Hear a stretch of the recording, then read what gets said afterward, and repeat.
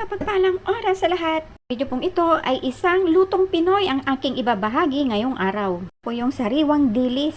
Kita ko kanina sa palengke kaya't hindi ko na pinalagpas. Tanggalan ko siya ng ulo ng dahan-dahan upang sumama ang lahat ng kanyang mga intestines. Kasi kapag hindi matanggal yung intestines niyan ay medyo mapait siya at saka maitim ang magiging sabaw niya. At malinis tignan ang ating sariwang dilis. Naman yung mga ibang sangkap na aking ilalagay. Una ay yung bawang, sibuyas at saka ng luya. Yan na, ayusin ko na sa pinakabatam ng ating kaserola. Ayan, ayusin ko lamang siyang maigi upang ito ang magiging sapin ng aking dilis. At timplahan ko na din siya ng asin. Yan, sukang puti.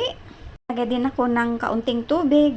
Paglalagay din ako ng peppercorns. Ayan, mayroon akong buo-buo na nabili kanina. Yan, kainaman nito kapag walang amo ay sasamantalahin ang pagkakataon na makapag-ulam ng lutong Pinoy o pagkaing Pinoy. Gaya nito, paksiw na sariwang dilis. Lutuin ko sana itong dilis sa dahon ng saging. Ay kaso pinakyaw ng ng Indonesian yung lahat ng dahon ng saging na tinda kanina sa palengke. At ito paksiwin ko na lang at ayusin ko ang pagkakalagay sa ating dilis upang hindi madaling madurog kapag ito'y hahanguin na. Maglalagay din pala ako ng isang kutsaritang brown sugar pang balance sa ating paksiw.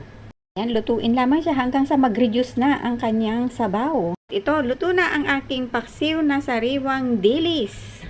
Ayan, kainan na guys! Maraming salamat!